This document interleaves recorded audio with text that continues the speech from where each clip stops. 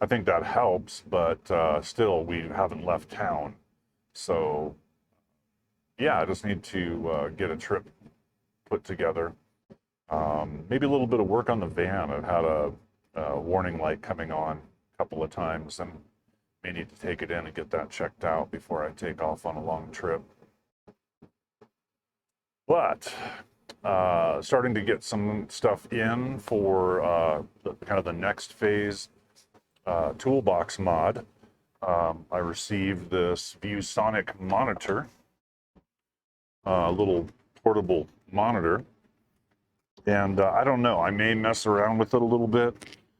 I do have a little mini computer that I could hook up to it and at least test it out.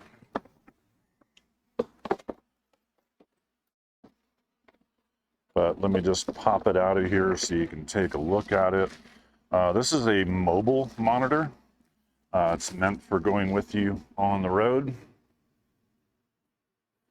And as you can see, it's glossy and shows fingerprints really easily, but it's a 15 inch, 15.6 inch, something like that monitor. And very thin. It does have a little kickstand here that folds out and stays in whatever position that you want, so you can just set it on a desktop. But I'll be building this into the lid of the pack out, and it may take a little bit of modification. I'm not really sure. There's some adapters. You can see all the I/O on this side, two USB Type-Cs, and then a mini HDMI, as well as a headphone jack. And really nothing on this side, but yeah, that's how it's powered, is by the USB-C. And what I have coming is the computer that I intend to use with this project. It's a very, very tiny computer, about the size of a cell phone, a thick cell phone, that is. And it's also fanless. So very low power, draws maybe 10 watts. Allegedly can run off of a battery. And that's the part that I'm going to have to test out. The company is Melee, or Meal, or Malay. I'm not really even sure. I'll have to look that up sometime. But the PC is the Quieter 3C. They have a whole bunch of different models. They had a Quieter 2 and a bunch of variations of it. There's a Quieter 3Q. There's a Quieter 3, a whole bunch of different ones. And then a whole bunch of other clones that have similar form factor, but may add a fan or subtract some features like an SD slot, things like that. And after looking at all the variations, I decided on this one because I watched a video and I saw it being run off of a battery. Not only was it being run off of a battery, but the monitor was being run off of a single USB-C cable. And that's possible because of USB-C standards that allow for both power and data over a single cable. And that's all very exciting. I mean, some of the other Nuke models that I was looking at actually have Thunderbolt, which allows you to run several monitors off of a single cable and even daisy chain them together. So that's all really exciting stuff. But in the end, what I decided was I just really need a basic computer. I don't need multiple monitors. I won't be able to fit them. I'll have no place to put a secondary monitor. So, getting all excited over having a very powerful, very capable mini computer is kind of a waste, because really I just needed to fit in there. I needed to be durable and reliable. The fanless part kind of takes care of that. There's no fan to drive dust into the inside of the computer and cause problems with overheating or malfunctions. So I'm so far happy with my choice, but we'll see because I'll have to do some testing and setup of that computer before I actually embed it into the box. So yeah, you'll be along for that. There will be some physical modifications, getting the monitor cut into a fascia piece that I'll be putting on the lid, and then fastening that to the lid of the box. I'm still kind of undecided on that. What I mean is the details. You know, do I kind of permanently fasten it on there, or do I have it fastened on there with like some common sense fasteners so that I could open it up pretty easily? And you know, having it field serviceable seemed like a good idea. But I did buy these fasteners, and I figured, you know, I'll always have a use for something like this. But these are little plastic fasteners, and you can see they have a Phillips screw interface, but it's all plastic. And you know, the way that works is you drill an appropriate size hole, and then when you drive this in, you can see it expands on the inside to hold it in place. And since I'll be mounting plastic to plastic, I think that's going to work out just fine. It also looks like you could, you know, perhaps replace it with an actual screw. They are a little bit larger than what I was expecting, but I don't think it's any kind of deal breaker. I think they look pretty good. I was wondering if it would release easily. Yeah, the threads on that screw are not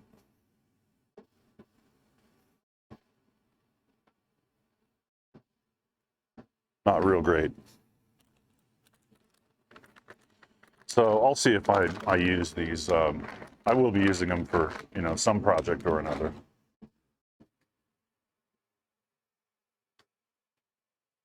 Put my screwdriver back in there. And you know, towards the same end, I got a little countersink kit. They are hex drive, so I can swap them out pretty easily and quickly, better than the single countersink that I had before. So that's going to have to go into my bit kit. But yeah, working with the plastics and everything, it's nice to be able to countersink stuff. I have pop rivets that are countersunk, and we will be using those for the little table extensions for my toolbox mod. But yeah, I'm still in the mode where I have to finish up some bikes. So we're going to get back to some bikes. If I get to it, then I may grab all the components to set up the little mini computer, and maybe do that tomorrow, part of the day. But let's see how far we can get on the bikes today. Okay, where we left this one. I was struggling to get the tire to seat, and I finally accomplished that. This is set up tubeless. This is bike number 8. It's a large frame, so for somebody around the 6 foot or higher or taller mark, we put a new drivetrain on it, the SRAM Eagle NX group. And the only thing that I have not done on this bike yet, we replaced grips, we removed the front shifter, got the brakes set up. The brakes on this actually work, so I wasn't planning on doing anything with that. And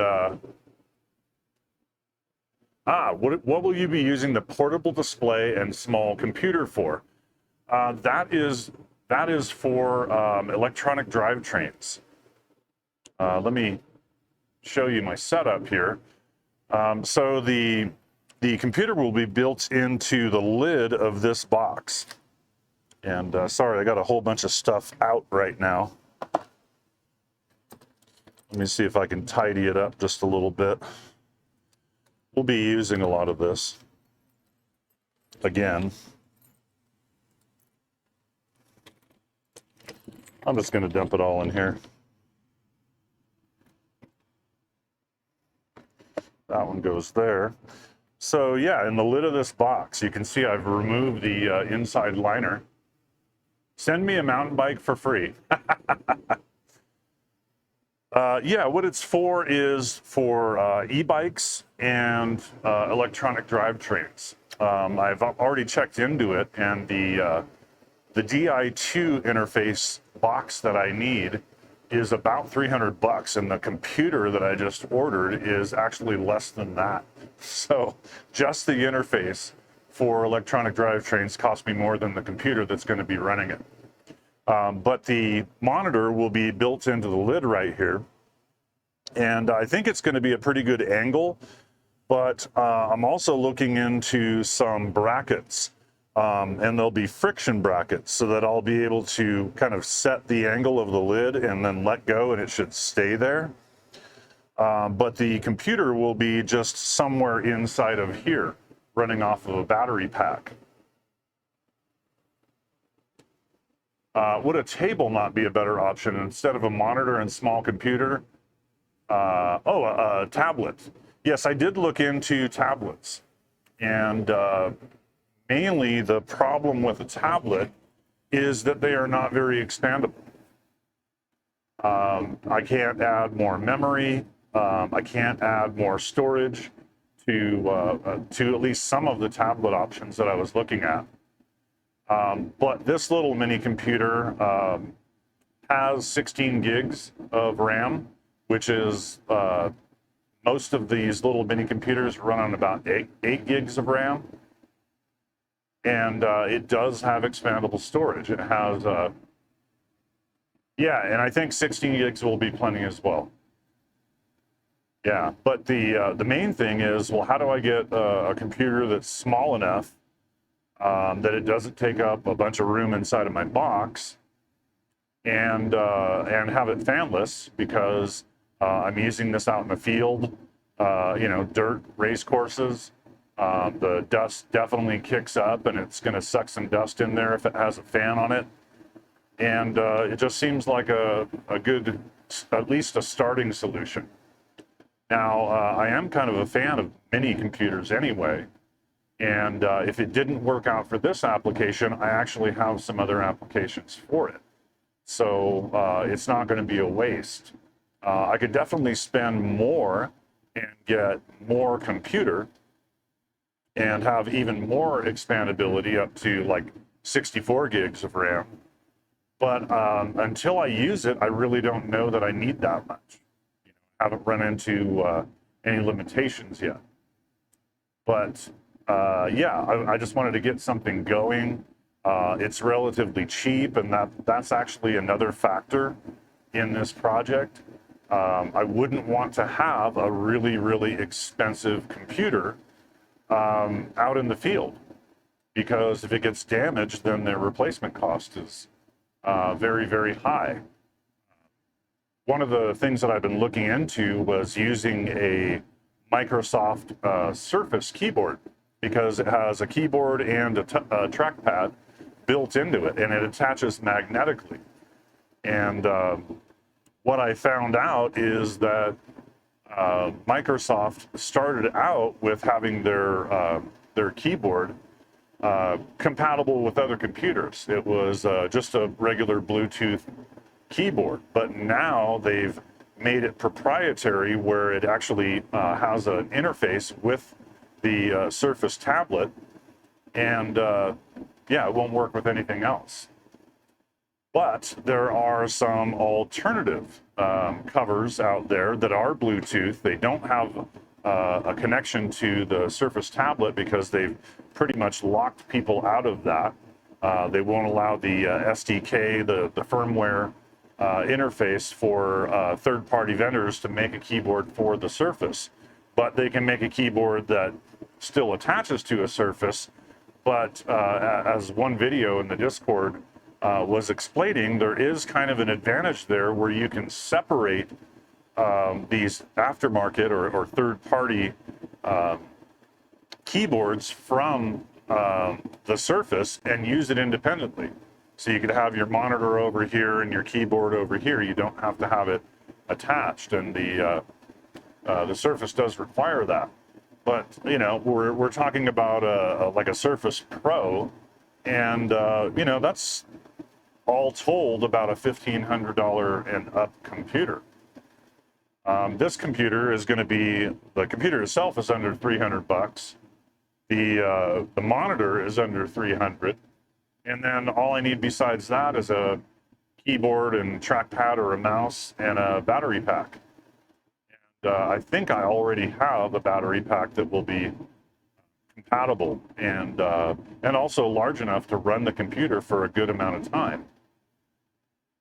So you know, if I did have a tablet, let's say, well, how much working time do I have? The Surface keyboards work wirelessly. I thought it needed to be attached for it to work. It does. But there are third-party compatible keyboards that are Bluetooth. You have to charge them independently, but they connect to Surface via Bluetooth. Yeah, so that's what I'm actually looking at. The other advantage there is that they are fully independent. They have their own battery. They don't have to be attached to anything, which I can't. You know, I won't be able to emulate that attachment to a Surface. But yeah, it just works via Bluetooth. And oh, that was the other advantage. They're cheaper. Probably another reason why some people will choose these third-party alternatives is they're just cheaper than what Microsoft is selling. And you know, it happens with a lot of manufacturers. They make something that has a proprietary interface. They don't let anybody else make accessories for it, so they can charge more for it. And you're kind of locked down. And I don't like that. I don't care for products that lock me down and don't allow me to make some changes. So that's one reason why I've stuck with PCs, Windows. I know I'd have even more freedom with Linux, but it's just a path I've never really taken. And I know Bougie would be upset with me for saying that because he's a big Linux guy. But yeah, I'm just not there, man. I gotta stick with what works for me. And you know, it's fine because the software that I'll be dealing with is Windows based. You know,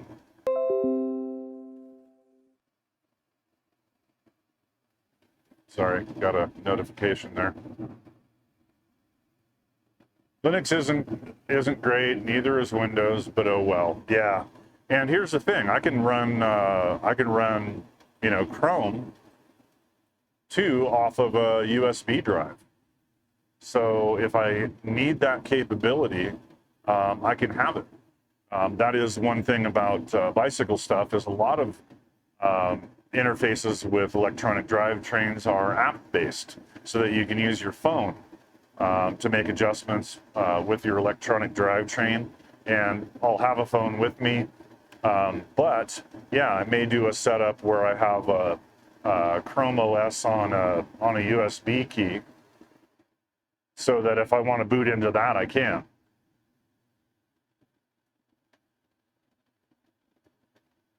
You know, it would take a reboot. But yeah, this little computer, it's running Windows 11. And allegedly, Windows 11 is compatible with some Android apps. And I haven't used Windows 11. I have 10 on all of my other computers. But we'll dive into that too. We work on the physical mods to the case. The battery pack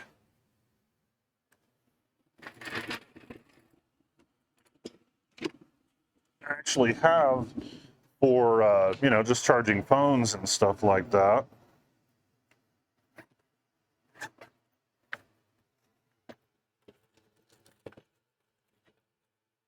But yeah, it's this one by Rav Power. Are Bosch motors for e-bikes common in the USA as well? They're common here in the Netherlands. Yeah, they are. They are. So I got this one because it has some nice options. There's a USB-C, standard USB-A, and there is a 110 outlet on this one. But from what I understand, this one does have this one does have a USB-C power delivery, or PD. Yeah, PD. It's a 20,000 milliamp hour, 80 watt, 2-port powerhouse. They're calling it a powerhouse. Or 74 watt hours. Yeah, the USB-C output is capable of 5 volts at 3 amps, 9 volts at 3 amps, 12 volts at 2.5 amps. Which is what the mini computer runs on, is 2 amps. Yeah, and it's fairly compact. It does have a fan in it, but you know, you can see the size. I can just tuck this into a corner of the box somewhere and not lose a whole lot of space. Got all my cables and everything, and I'll have to have some organization for that. But I do have another project where I will be building a much larger battery bank. And the way I see this is, well, I'll try running the computer off of this battery pack. And if it's adequate for, say, a weekend's use, then that's probably enough. But if I was to go for a more extended period of time, I could plug in my larger battery bank, have more capability. I could recharge this and still leave it as an independent computer. But if I wanted to, I could just bring this box and have my whole computer set up all in one box.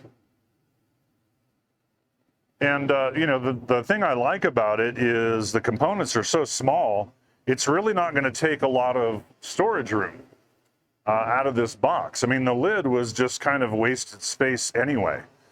Now Milwaukee does set up their lids where you can put like chargers and stuff attached to the lid, you know, which would they would be sticking out from the lid and then take up some room inside of the box. The only problem I see is that the computer doesn't see the percentage of the battery pack, so it might shut down unexpectedly. Yeah, I can see that. I can see that, but being all solid state, that isn't such a big deal. At least I don't think so. As long as I know roughly how much time I have, then I think I'm okay with that. And the Viking Naz, how are you doing?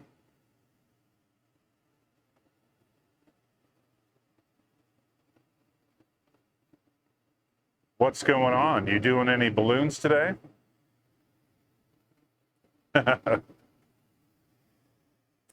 All right, well, let's get back to our bike. And yeah, as I was saying, we've kind of changed out everything on here.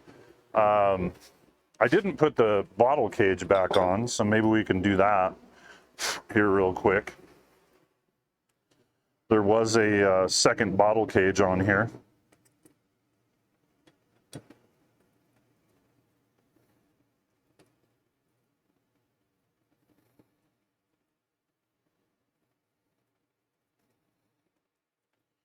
Get that started.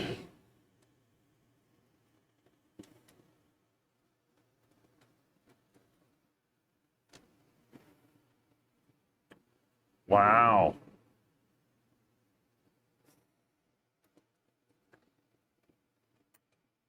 Somebody want to ban this person? We have any mods in the chat yet? By person, I mean bot.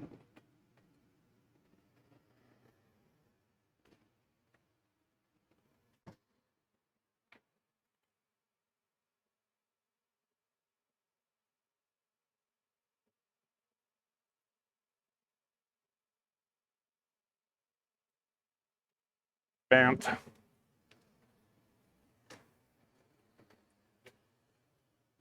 Take that as a no.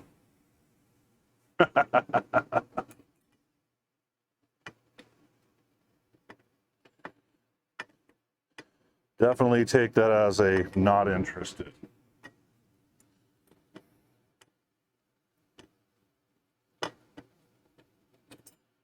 Okay.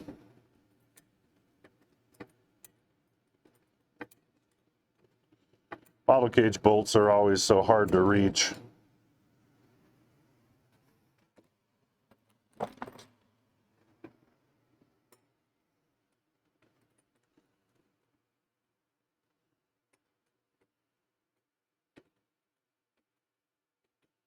Get them all turned in.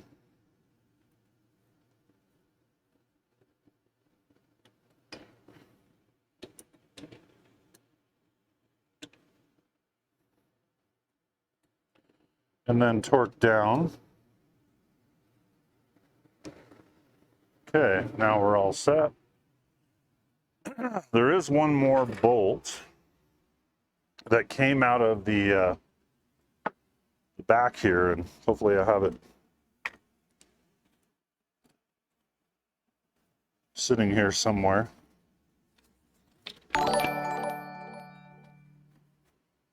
And the SWK, hey, thanks, buddy. There's always one more bolt. Well, the front derailleur on here used a small bolt behind the seat tube. And it was an aluminum bolt, and it was actually kind of a pain in the ass because that bolt would come loose, and then the front derailleur would no longer be accurate. Let's see. My bench is a total mess, by the way. I've been meaning to clean this up for, well, a long time now. And I'm wondering if I left it on the front derailleur. It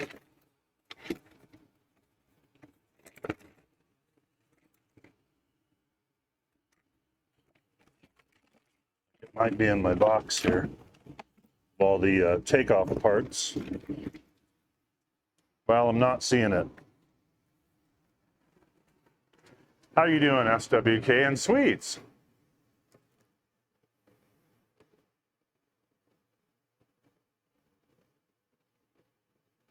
How you doing, Sweets? Good morning to you too.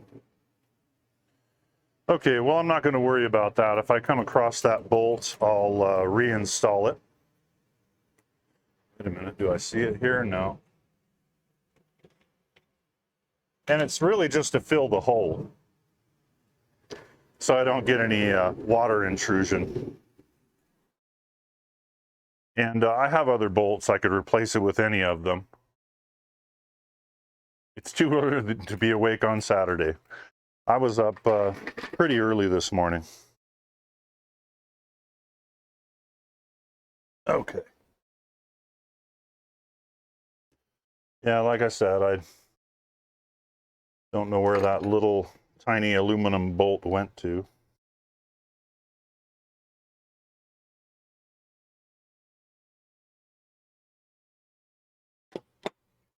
But for sure it'd be over here. Anyway, the only thing that I did not do on this bike, we actually did the rear brake pads. And so all I really need to do is do the front brake pads, and this one is set up. Not enjoying our April weather, but nothing I can do about that. Well, other than enjoy it. Right? You could just choose to enjoy it rather than not enjoy it.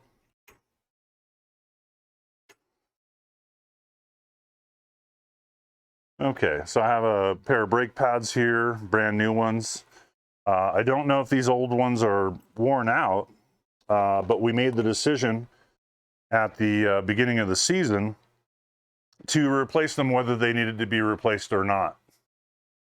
Just to start everybody out with fresh brake pads. And that way we kind of don't have to worry about that. So I'm going to drop some wrenches back in here. We are going to remove the front caliper. And it's two 5mm bolts. That one loosened up way too easily. In other words, I don't think it was torqued down properly.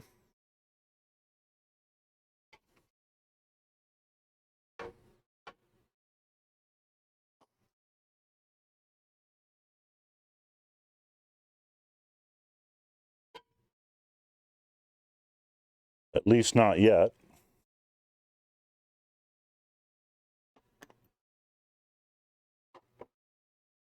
And we'll pull off our caliper. We need a pair of pliers for the cotter pin.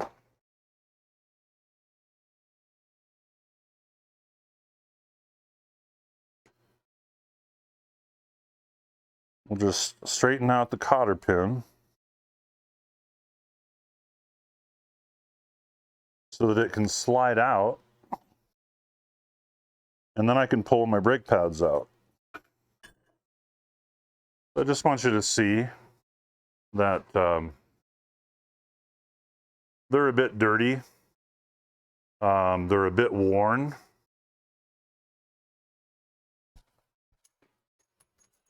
They're on the floor.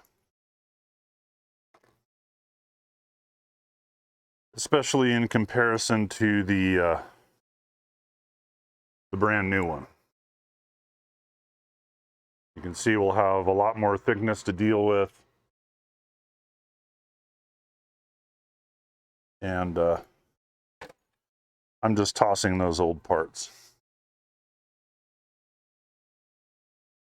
Okay, so we got a cotter pin.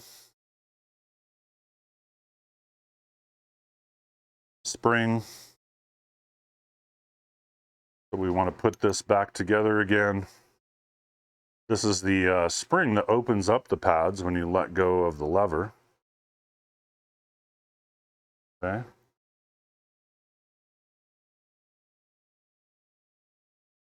Thick brake pad. Here in Denver, it was really nice and sunny yesterday, and this morning, snow on the ground. Bipolar Colorado weather, yes. I hear you, sweets. I was talking about that in the beginning of the show, that my wife has been kind of itching to get away and, you know, maybe go someplace a little bit sunny. So I want to open up the pistons.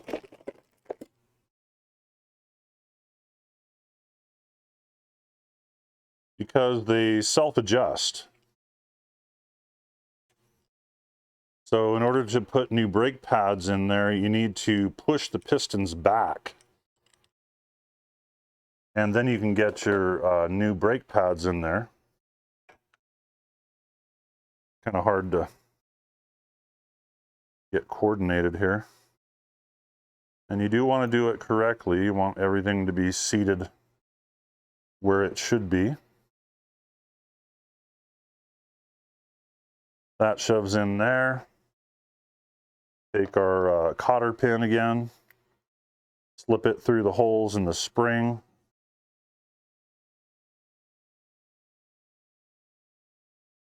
Give our cotter pin a little bend. And then I can reattach it again. And this is the large size frame.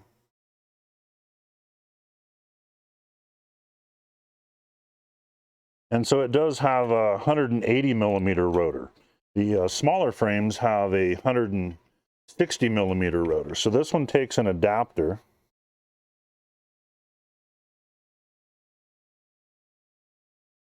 for the larger size. Come on. Get in your hole.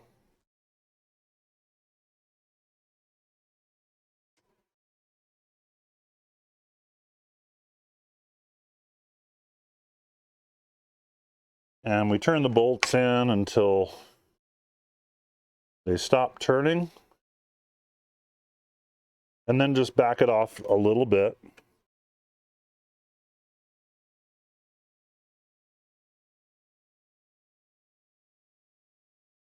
And you want to be able to wiggle the caliper. So grabbing the front brake lever and holding it from here, now I can just snug these bolts up within one turn, let go, and then check to see if it's rubbing. If it's not rubbing, we're set up correctly.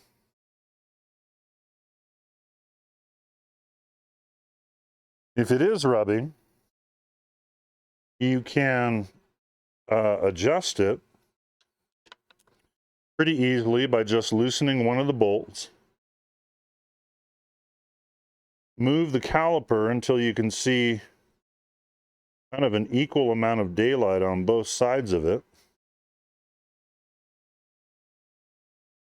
Snug it up again, then adjust your other bolt as well.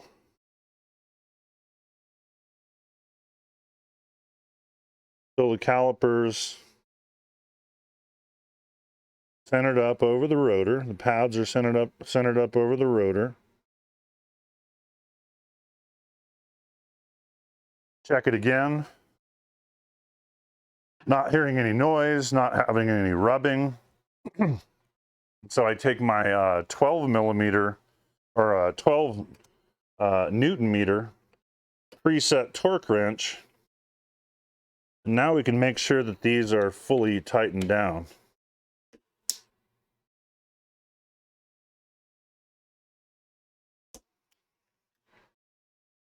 Okay.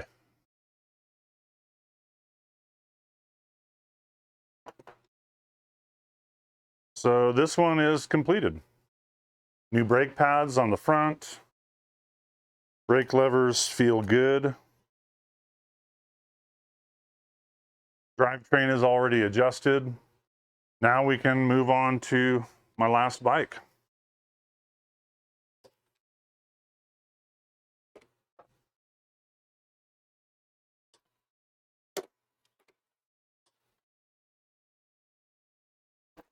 Give it the drop test. You do that just to listen to see if anything is rattling.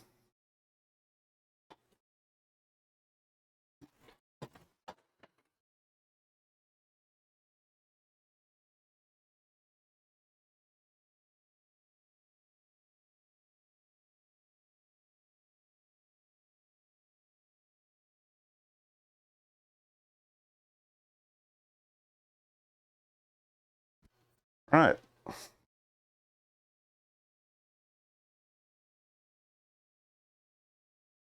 So let's get our little flush cutter here and we'll cut the zip tie.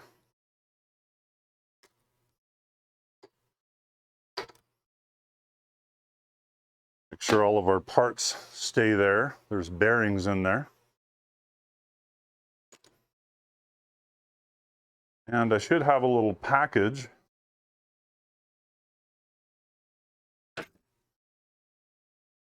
with any of the parts for this. This is bike number 6. When we disassembled them to have the forks professionally serviced, we pulled all the parts off and threw them into individual bags and numbered them, just to make it easier to put them all back together again.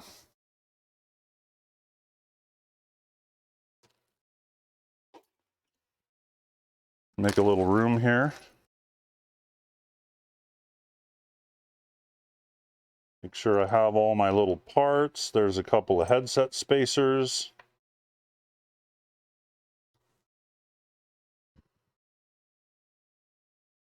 I think that's everything.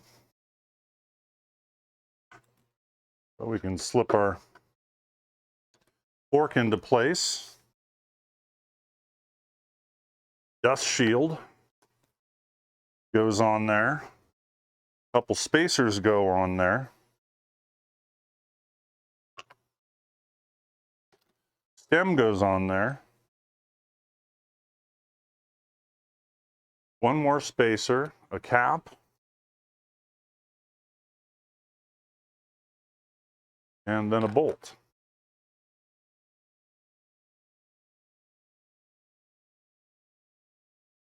So if you're not familiar with threadless stem or headset systems, that's what this is called, threadless headset. It's actually this bolt that compresses the whole stack. And what it does is it takes all of the play out of the bearings so that you don't have a clunk in your headset. This never needs to be very tight. Never use any more pressure than what 2 fingers will give you. But once you get that set, it's actually these 2 bolts right here that clamp onto the steer tube and hold everything into place. It is marked 6 Newton meters, and I happen to have my 6 Newton meter preset torque wrench right here. Turn it until it cams out.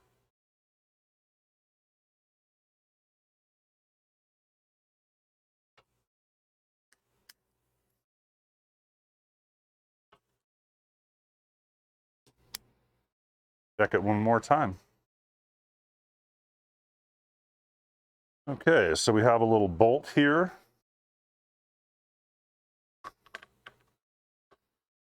That holds the hose to the fork.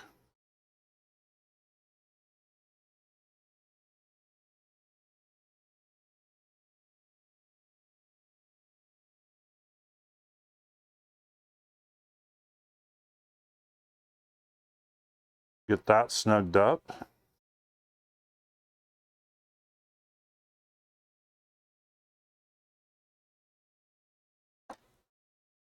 We have 2 bolts to mount the caliper, and I'm just going to get these started. Well, actually, maybe I should do the brake pads right now. I have everything with me. Let's do the brake pads right away, because we're just replacing them. Might as well before I get this all mounted up and have to dismount it again.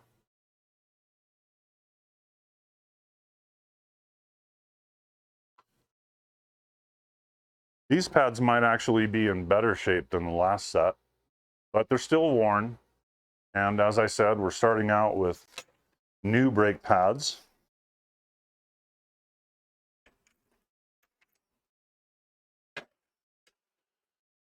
If this was my own bike, I'd probably run them a little bit longer,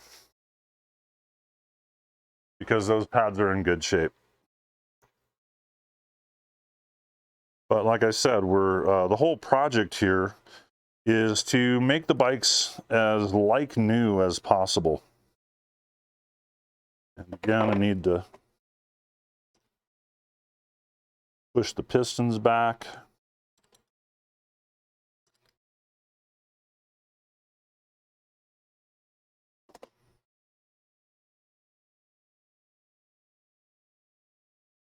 Get our pads oriented in there. Oh, they went in crooked. There they go. Get the cotter pin back in place. Give it a bend. We'll remove our front through axle.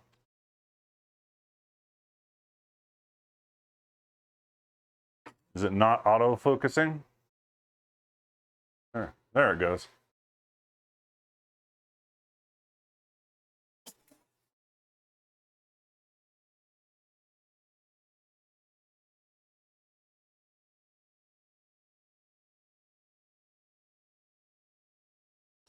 Now, I could stop at this point and do the tires, but I've had such a struggle with getting these new tires to seat in tubeless that I think I might forego that part and just do that after the stream. Because I just don't want you to see me struggle.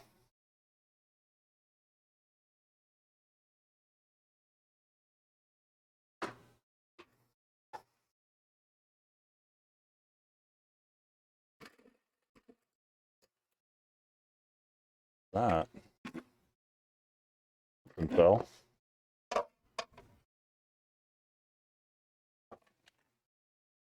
Okay. Let's get our handlebar holder going here.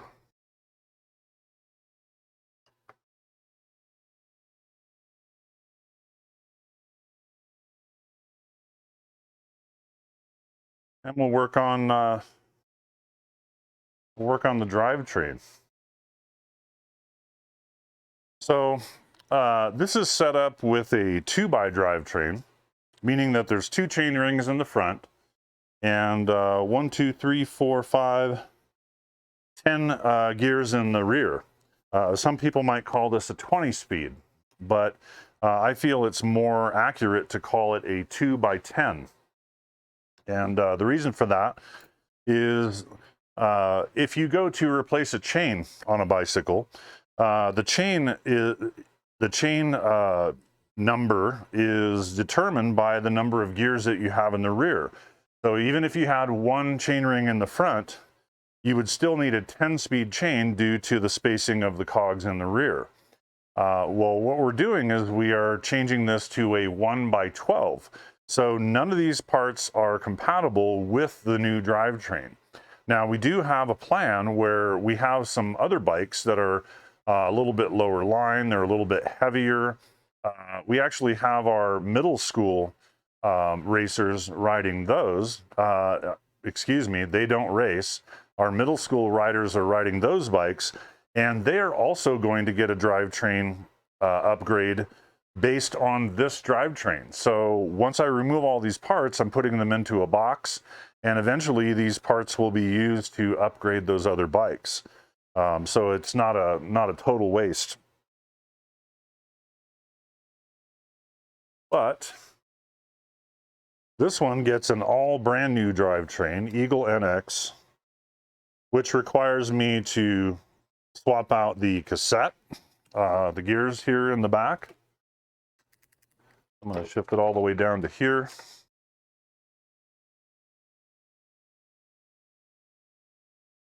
We will pull out the through axle.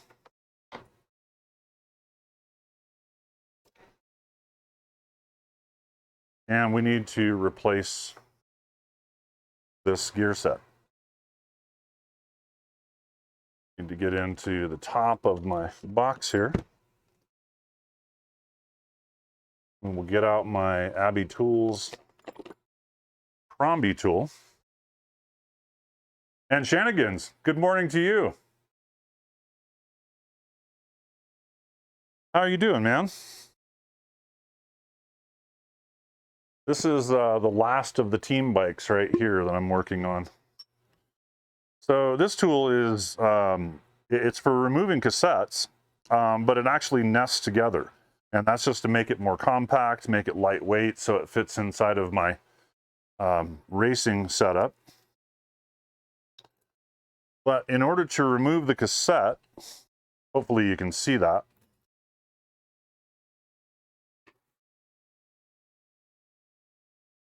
Just going to brace it up here. Grab it with my chain whip. Keep it from rotating backwards. And then I just use the appropriate side of the tool. Get it to engage down inside of there. Random question. I bought those drill extensions you link, but the bits get completely stuck in them and need a bunch of force to remove. Ouch. Yeah, I just unpackaged all of mine. What I've found is that when I get a drill bit stuck because you're using it in an impact driver, is you just strike it on something. Because it basically is getting wedged in there. But if you can give it a whack on a hard surface, you can quite often get them to loosen up and pull the bit out. Not even after use, huh? Just put it in, can't pull it out. Wow. That must have a hell of a strong magnet in it. So yeah, you can see I can slip my cassette off there. So yeah, I bought this 8-pack of bit extensions. They're magnetic bit extensions. Let me grab one here and a bit. This is what Shannigan's is talking about. It's a DeWalt brand, and the reason that I like these is that they're made in Taiwan. They're a little bit better quality, but they're forged all in one piece. I have a few that are not all in one piece. They're pressed together, and I've actually spun those. So that's why I selected these. But yeah, this does have kind of a strong retention system in it. And oh man, yeah, this one is doing just what you were talking about. Not wanting to come out.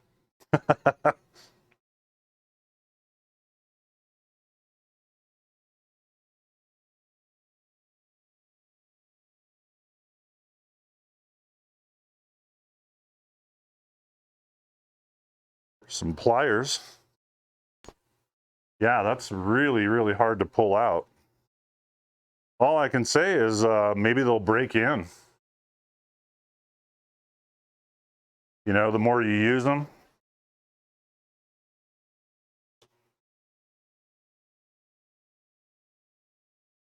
Now, with so many of them, I would almost be inclined to drop a bit that I use quite often and leave it in there, and then just swap out the whole extension. Yeah, and it may have something to do with the type of bit too. I have a whole lot of DeWalt bits, and they may be more compatible.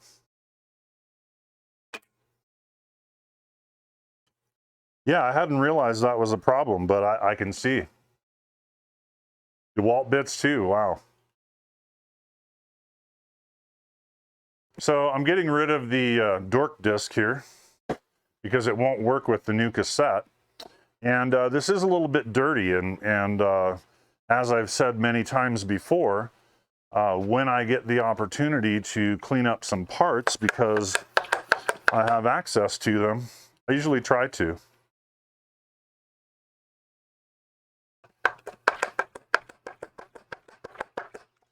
Yeah, maybe another brand would be better.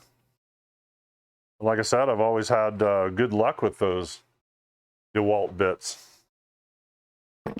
bit extensions. We're going to hit this with a little soap and water.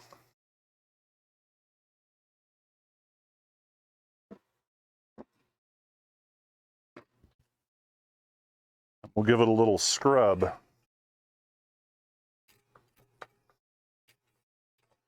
This is probably the first time this cassette has been off of this bike.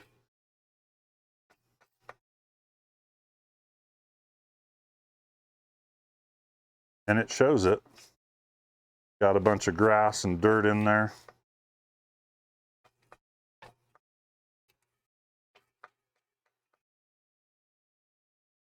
Well, I'm sorry about that. I did not mean to lead you astray.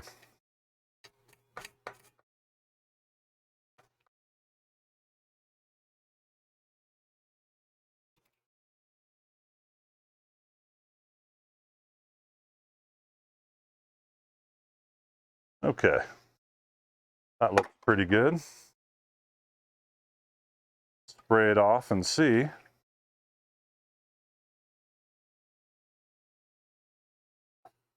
And I probably will clean this whole wheel. Yeah, you're going to be fine with you know, some low pressure water. That's not going to force water inside of the bearings.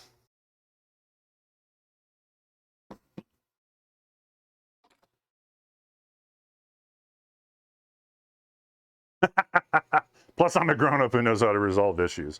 I never doubted you for a moment, my friend. Probably more capable than most.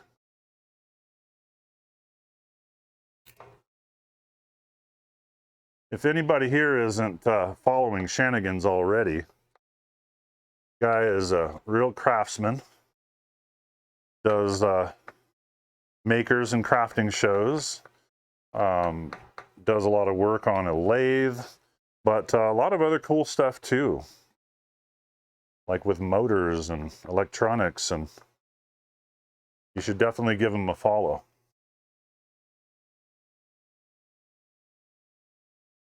Plus, his son builds rockets.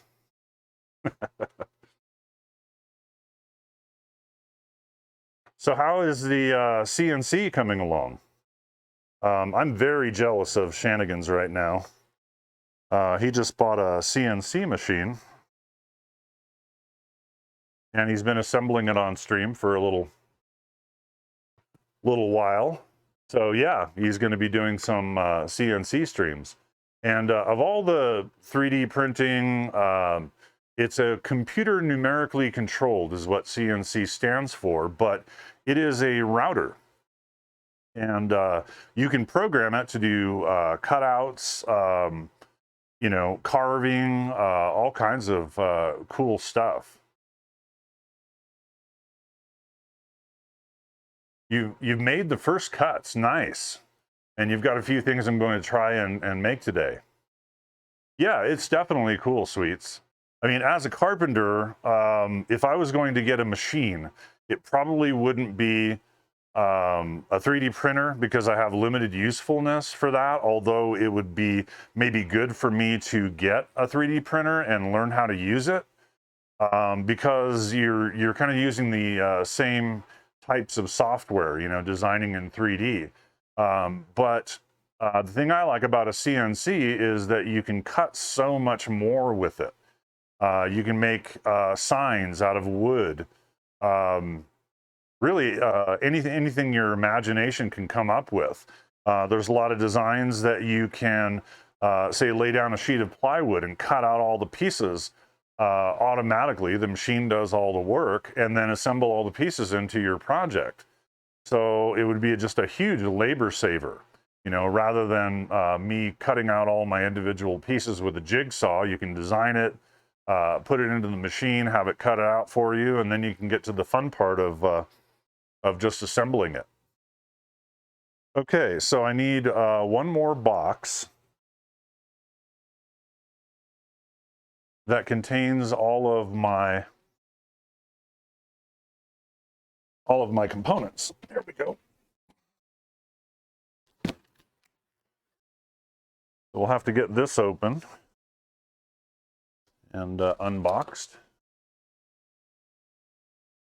New, not selling you my stuff. Oh.